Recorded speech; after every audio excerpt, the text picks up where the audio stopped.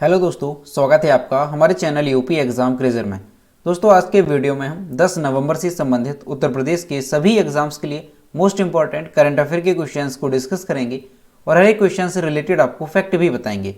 और वीडियो के अंत में हम आपसे एक क्वेश्चन भी पूछेंगे जिसका जवाब आपको कमेंट बॉक्स में देना है। और अगर आपको इसकी PDF डाउनलोड करनी है तो इसकी PDF आप हमारे टेलीग्राम ग्रुप से डाउनलोड कर सकते हैं। टेलीग्राम ग्रुप की लिंक आपको वीडियो को डिस्क्रिप्शन में मिल जाएगी। तो चलिए शुरू करते हैं। आज का सेशन शुरू करने से पहले हम कल के क्वेश्चंस का रिवीजन करेंगे। कल का पहला क्वेश्चन है, लखनऊ के किस व्यवसायी को नेल्सन मंडेला नोबेल शांति पुरस्कार 2021 से सम्मानित किया गया? तो ये दिया गया है अजय कुमार शर्मा को, यानी ऑप्शन नंबर ए यहाँ पर करेक्ट होगा।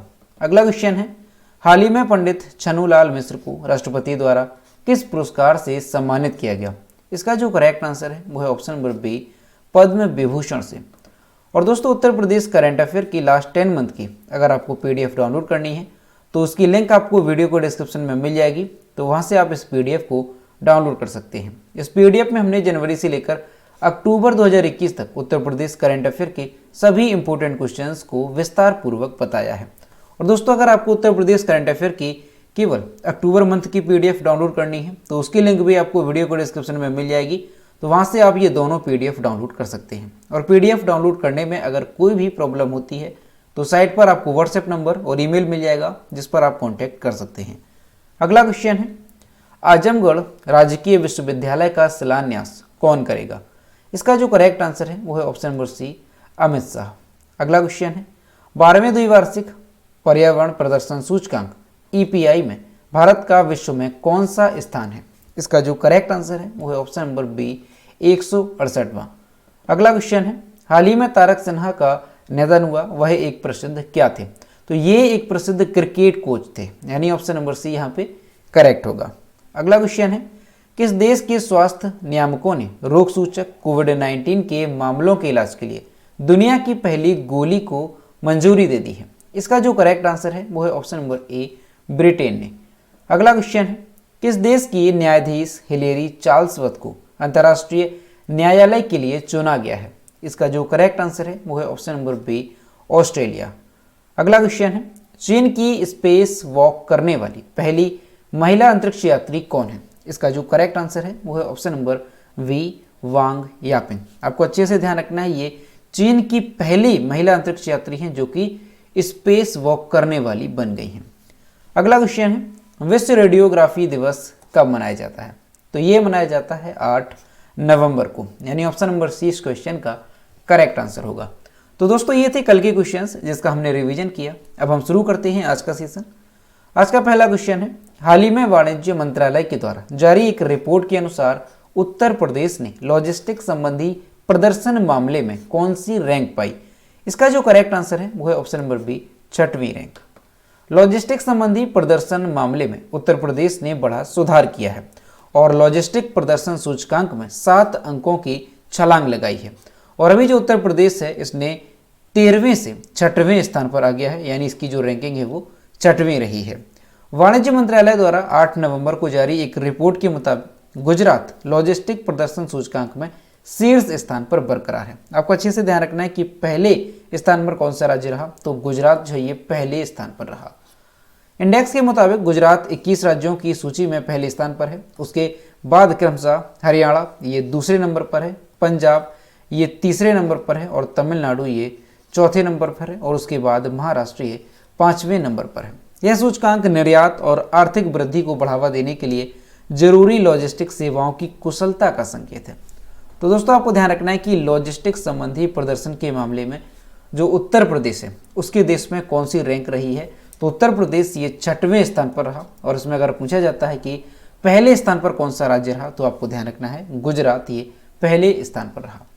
अगला क्वेश्चन है, हाल ही में IRCTC द्वारा शुरू की गई रामायण सर्किट ट्रेन कुल कितने स्थलों का दर्शन कराएगी? इसका जो करेक्ट आंसर है वो है ऑप्शन नंबर बी, 15। IRCTC की ये रामायण यात्रा सीरीज की योजना धार्मिक पर्यटन को बढ़ावा देने के लिए बनाई गई है। ये यात्रा कोविड-19 संबंधी हालात में सुधार के मद्देनजर ट्रेनों के जरिए घरेलू पर्यटन को फिर से शुरू करने की दिशा में मददगार साबित हो सकती है। 7 नवंबर से दिल्ली से शुरू हुई इस यात्रा के दौरान कुल 7,500 किलोमीटर का रूट तय होगा। इस दौरान यात्रा में शामिल लोगों को भगवान राम से जुड़े 15 स्थलों के दर्शन करने का मौका मिलेगा। ट्रेन का पहला गंतव्य यूपी का अयोध्या होगा, जिसके बाद दूसरा पड़ाव बिहार में आने वाला सीतामढ़ी रहेगा। तो दोस्तों ये क्वेश्चन मोस्ट इंपॉर्टेंट है, आपको अच्छे से ध्यान रखना है कि IRCT ने जो है रामायण यात्रा सीरीज की योजना के तहत जो है पहली एक ट्रेन चलाने की शुरुआत की है, और ये जो ट्रेन है ये भगवान राम से जुड़े 15 स्थलों की यात्रा कराएगी। और इसका जो पहला गंतव्य होगा वो यूपी का अयोध्या होगा, और उसके बाद जो है बिहार का सीतामढ़ी ये दूसरा गंतव्य होगा। तो यहाँ पर आपको ध्यान रखना है ये जो ट्रेन है ये कुल कितनी दूरी को कवर करेगी, तो 7,500 किलोमीटर की ये यात्रा कराएगी। अब दोस्तों यहाँ पर आपको ध्यान रखना है कि ये जो ट्रेन है इसका प्रति व्यक्ति किराया कितना होगा, तो ध्यान रखना है AC सेकेंड क्लास के लिए प्रति व्यक्ति किराया 82,950 रुपये होगा, जबकि AC फर्स्ट के लिए ये जो किराया है वो 1,02,095 रुपये होगा। तो आपको ध्यान रखना है ये किराया होगा इस ट्रेन का। अगला क्वेश्चन है, हाल ही में राज्य मंत्री अर्जुन राम मेघवाल ने चुन्नीगंज मेट्रो स्टेशन कानपुर का नाम बदलकर किसके नाम पर रखने का प्रस्ताव महापौर को पेश किया। इसका जो करेक्ट आंसर है वो है ऑप्शन नंबर डी, गंगू पहलवान के नाम पर। संसदीय कार्य एवं संस्कृति राज्य मंत्री अर्जुन राम मेघवाल ने चुन्नीगंज मेट्रो स्टेशन का नाम गंगू पहलवान के नाम पर रखने का प्रस्ताव महापौर प्रमिला पांडे को सौंपा है। आजादी की लड़ाई में कानपुर का महत्वपूर्ण योगदान रहा, जिसमें वाल्मीकि समाज के लोगों ने भी स्वतंत्रता संग्राम सेनानियों के साथ कंधे से कंधा मिलाकर अंग्रेजों को लोहे के चने चबाने को मजबूर कर दिया था। गंगू पहलवान ने 1857 की स्वतंत्रता संग्राम की लड़ाई में नाना साहब की तरफ से लड़ते हुए अंग्रेजों को मौत के घाट उतारा था। तो दोस्तों आपको ध्यान रखना है कि जो संस्कृति राज्य मंत्री हैं अर्जुन राम मेघवाल, इन्होंने चुन्नीगंज मेट्रो स्टेशन कानपुर का नाम बदलकर गंगू पहलवान के नाम पर रखने का प्रस्ताव जो है वो महापौर प्रमिला पांडे को सौंपा है। अब दोस्तों ये जो गंगू पहलवान है ये कौन थे, तो इन्होंने 1857 की स्वतंत्रता संग्राम की लड़ाई लड़ी थी, और इन्होंने नाना साहिब की तरफ से लड़ते हुए अंग्रेजों से कड़ा मुकाबला किया था। तो इन्हीं के नाम पर जो है चुन्नीगंज मेट्रो स्टेशन कानपुर का नाम जो है बदलने का प्रस्ताव भेजा गया है। अगला क्वेश्चन है, हाल ही में किस राज्य या केंद्र शासित प्रदेश ने श्रमिक मित्र योजना शुरू की है। इसका जो करेक्ट आंसर है वो है ऑप्शन नंबर सी, दिल्ली सरकार ने। दिल्ली सरकार ने हाल ही में निर्माण कार्य में लगे श्रमिकों को सरकारी योजनाओं का लाभ दिलाने के लिए श्रमिक मित्र योजना की शुरुआत की है। दिल्ली के उप मुख्यमंत्री मनीष सिसोदिया ने 8 नवंबर 2021 को योजना की शुरुआत की। इस योजना का उद्देश्य श्रमिकों को समय पर फायदा पहुंचाना है। इस योजना के तहत 700 से 800 श्रमिक मित्रों को तैयार किया जाएगा। तो दोस्तों आपको ध्यान रखना है, क्वेश्चन भी मोस्ट इंपॉर्टेंट है कि जो श्रमिक मित्र योजना है ये किस राज्य सरकार ने शुरू की है, तो इसे दिल्ली सरकार ने शुरू किया है। और इसका उद्देश्य क्या है, तो इसका उद्देश्य जो है वो श्रमिकों को समय पर फायदा पहुंचाना है, और इस योजना के तहत 700 से 800 श्रमिक मित्रों को तैयार किया जाएगा, जो कि श्रमिकों को सरकारी योजनाओं का लाभ दिलाने के लिए जागरूक करेंगे। अब दोस्तों दिल्ली सरकार जो है वो श्रमिकों के लिए कई तरह की योजनाएं चलाती है, जैसे कि घर निर्माण के लिए 3 लाख से 5 लाख रुपए, मातृत्व लाभ में 30,000 रुपए, टूल खरीदने के लिए 20,000 रुपए का लोन और 5,000 रुपए की सहायता राशि मिलती है। और इसके अलावा जो है श्रमिकों की प्राकृतिक मृत्यु पर 1 लाख रुपए और दुर्घटना मृत्यु पर 2 लाख रुपए की सहायता राशि मिलती है।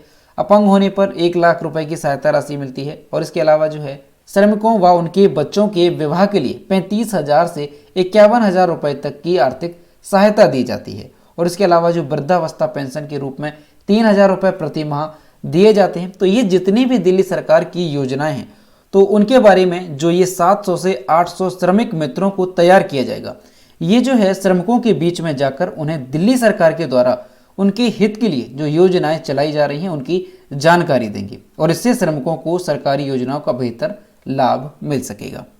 तो आपको अच्छे से ध्यान रखना है कि जो श्रमिक मित्र योजना है किस राज्य या केंद्र शासित प्रदेश से संबंधित है, तो दिल्ली से ये संबंधित है।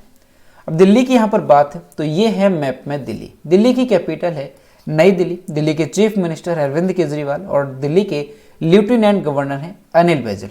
और दिल्ली में लोकसभा सीटों की संख्या कितनी है? तो ध्यान रखना है 7 यहाँ पर लोकसभा सीटों की संख्या है और 3 यहाँ पर राज्यसभा सीटों की संख्या है। अगला क्वेश्चन है, हाल ही में किस शहर को यूनेस्को की क्रिएटिव सिटीज नेटवर्क शामिल किया गया है? इसका जो करेक्ट आंसर है वो है ऑप्शन नंबर बी, श्रीनगर को। श्रीनगर को यूनेस्को की क्रिएटिव सिटीज नेटवर्क में शामिल किया गया है। इस लिस्ट में दुनिया भर के 49 शहर शामिल हैं। इस तरह से इस नेटवर्क में 90 देशों के 295 शहर शामिल हो गए हैं। श्रीनगर को शिल्प और लोक कला श्रेणी के तहत यूनेस्को की सूची में रखा गया है। तो दोस्तों आपको ध्यान रखना है कि अभी हाल ही में यूनेस्को की क्रिएटिव सिटीज नेटवर्क की जो सूची है उसमें श्रीनगर को शामिल किया गया है। और अब देखा जाए वर्तमान में जो यूनेस्को की इस नेटवर्क में कितने शहर शामिल हो गए हैं, तो 295 शहर इस लिस्ट में शामिल हो गए हैं जो कि 90 देशों की है। और अभी जो क्रिएटिव सिटीज नेटवर्क की लिस्ट बनाई गई है उसमें दुनिया भर के 49 शहरों को शामिल किया गया है। अगला क्वेश्चन है, नवंबर 2021 में निम्नलिखित में से किसने पेरिस मास्टर्स 2021 का खिताब जीता है? इसका जो करेक्ट आंसर है वो है ऑप्शन नंबर ए, नोवाक जोकोविच ने। विश्व के नंबर 1 नोवाक जोकोविच ने 6ठा पेरिस खिताब जीता और 7 नवंबर 2021 को 37वां मास्टर्स खिताब का रिकॉर्ड बनाया। उन्होंने फाइनल में 2020 के चैंपियन डेनियल मेदवेदेव को 4-6, 6-3, 6-3 से हराया है।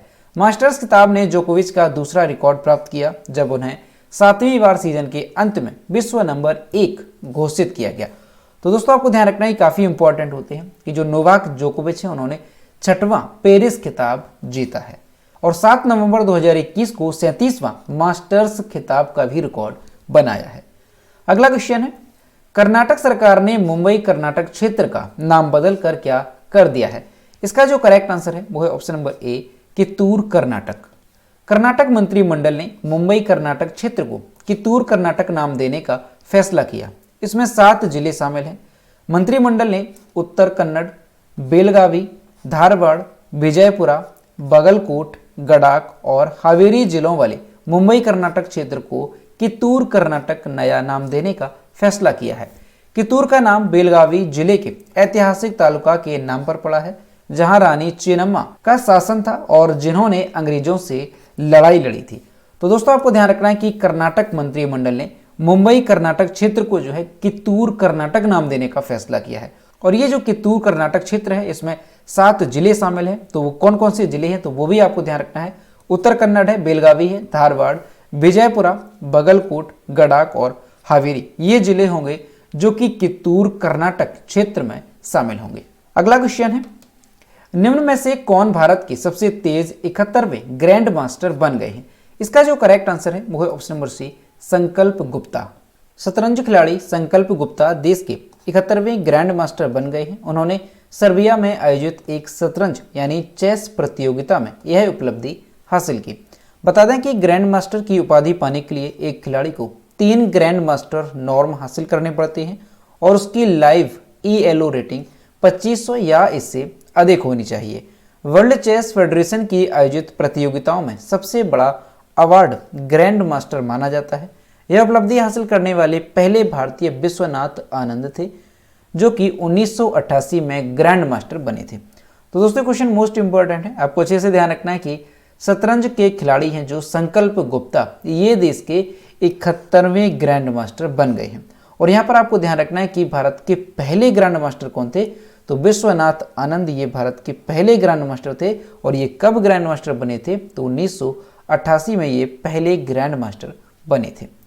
अगला क्वेश्चन है, राष्ट्रीय कानूनी सेवा दिवस नेशनल लीगल सर्विस डे निम्न में से किस दिन मनाया जाता है? इसका जो करेक्ट आंसर है वो है ऑप्शन नंबर डी, 9 नवंबर को।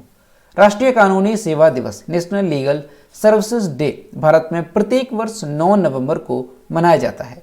इस दिन देश के कई स्थानों पर कानूनी साक्षरता शिविरों और कार्यों की विविधता देखने को मिलती है।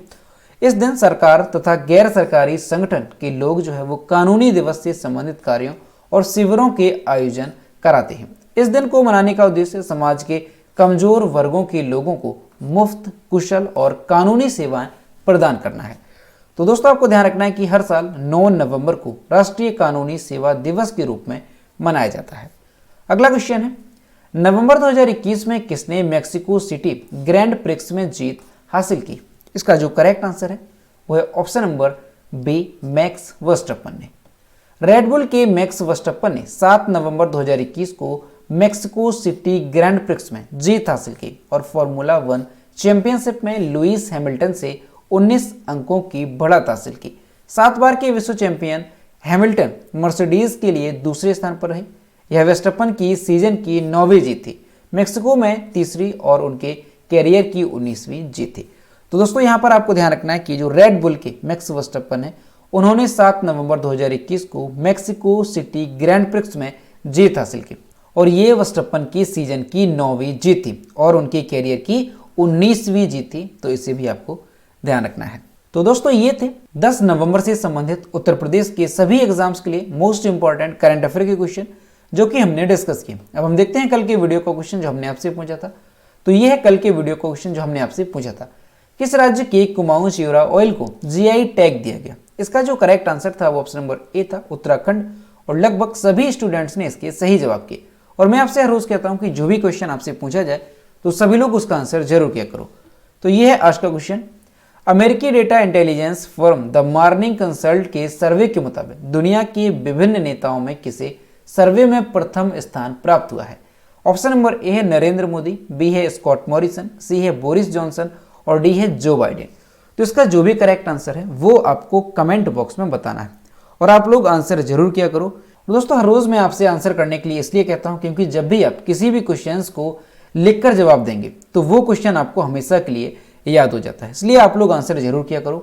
तो दोस्तों अगर आपको आज का वीडियो पसंद आया हो तो वीडियो को लाइक करें, शेयर करें और अगर चैनल पर नए हैं तो चैनल को सब्सक्राइब करना ना भूलें। साथ ही बेल आइकन को भी प्रेस करें ताकि टाइम टू टाइम नोटिफिकेशन आप तक पहुंचता रहे। तो मिलते हैं नेक्स्ट वीडियो में। Thank you.